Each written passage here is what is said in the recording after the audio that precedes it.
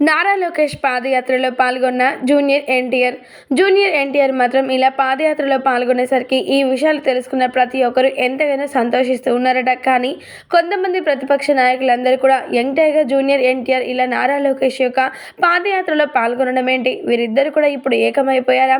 చంద్రబాబు నాయుడు గారు జూనియర్ ఎన్టీఆర్ గారిని పార్టీలోకి ఆహ్వానించారా?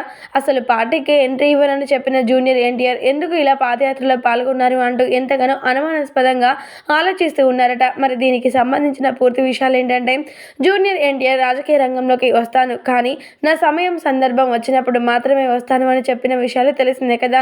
కానీ ఇప్పుడు మాత్రం ఆ టైం రానే వచ్చేసిందన్నమాట. ఎందుకనంటే ఇప్పుడున్న ఏపీ ప్రభుత్వం యొక్క రాజకీయాలన్నీ కూడా గమనించిన జూనియర్ ఎన్టీఆర్ చంద్రబాబు నాయుడు గారిని కావాలని నెగిటివ్ చేస్తూ టీడీపీ పార్టీపై నెగిటివిటీ పెంచేస్తూ ఉన్నారు ప్రతిపక్ష పార్టీ నాయకులు. దానివల్ల మా తాతగారైన సీనియర్ తారక రామారావు గారి యొక్క ఆశయాల్ని, కోరికల్ని నేను మాత్రం ఎలా నెరవేర్చగలను, అందుకోసమని నేను ఈ పార్టీ రంగంలో లీనమైపోతాను అంటూ ఏకంగా ఆలోచించిన జూనియర్ ఎన్టీఆర్ ఇప్పుడు ఈ యొక్క పార్టీ రంగంలోకి ప్రవేశించబోతున్నారట. అందుకోసమని తొలుత ఆయన మాత్రం నారా లోకేష్ చేపట్టిన ఈ యొక్క పాదయాత్రలో పాల్గొనబోతూ ఉన్నారట.